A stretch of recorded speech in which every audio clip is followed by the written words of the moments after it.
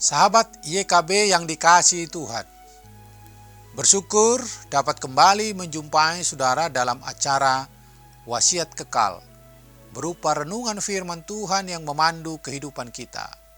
Bersama saya, Pendeta Guntur Silaban dari Gereja Kristen Injili di Indonesia, GKSIA, anggota PGIW DKI Jakarta.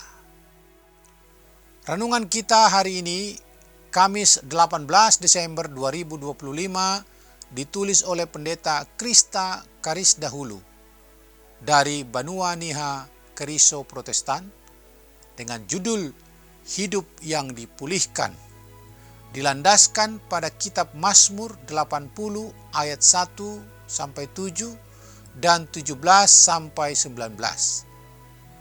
Nats yang akan menjadi pusat perenungan kita adalah Mazmur 80 ayat 19. Sebelum membaca Alkitab, marilah kita berdoa. Tuhan Yesus Kristus, kiranya Tuhan memberkati dalam perenungan firman Allah, menunjukkan kepada kami supaya kami dapat memahaminya dengan baik, menjalankan kebenaran firman-Mu dalam nama Tuhan Yesus. Amin. Sahabat, saya akan membaca untuk kita Mazmur 80 ayat 19. Maka kami tidak akan menyimpang darimu. Beri kami hidup, maka kami akan menyerukan namamu. Sahabat terkasih, setelah Yesus berkenan datang ke rumahnya, Sakeus menyatakan bahwa setengah dari miliknya akan dibagikan kepada orang miskin dan kepada orang yang pernah diperasnya. Ia akan mengembalikan 4 kali lipat. Pernyataan ini muncul dari kesadarannya bahwa ia telah berbuat salah. Sakeus pun berkomitmen untuk memperbaiki kesalahan itu melalui tindakan yang konkret. Mazmur kesaksian Asaf berisi ratapan kepada Tuhan atas serangan bangsa-bangsa di sekitar mereka yang telah membuat mereka menderita. Mereka berseru memohon pertolongan Tuhan dan berjanji untuk bertobat. Mereka bertekad menaati perintah Tuhan, tidak menyimpang dan tidak lagi menduakannya. Mereka menyadari kesalahan yang telah mereka perbuat dan berjanji untuk memperbaharui diri agar menjadi bangsa yang setia.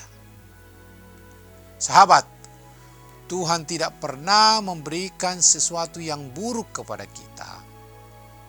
Ketika kita mengalami kegagalan dan penderitaan, yang harus kita lakukan adalah mengevaluasi diri dan memohon pertolongan Tuhan, bukan mengandalkan diri sendiri atau orang lain. Tuhan selalu mau menolong kita, tetapi kita harus terlebih dahulu memeriksa diri untuk menyadari kesalahan dan kelemahan kita, serta memohon pertolongannya agar dapat memperbaikinya. Kita perlu memiliki tekad untuk mencari kehendak Tuhan dan berkomitmen hidup taat kepada pimpinannya. Marilah kita berdoa. Tuhan, kiranya Tuhan terus memimpin kami supaya kami melakukan kebenaran firman Allah, menaati perintah-Mu, taat kepada pimpinan-Mu, bukan pada kehendak kami. Terpujilah Tuhan dalam nama Tuhan Yesus. Amin. Demikianlah renungan kita hari ini. Jangan lupa subscribe, like, dan bagikan kepada sebanyak mungkin orang. Tuhan memberkati.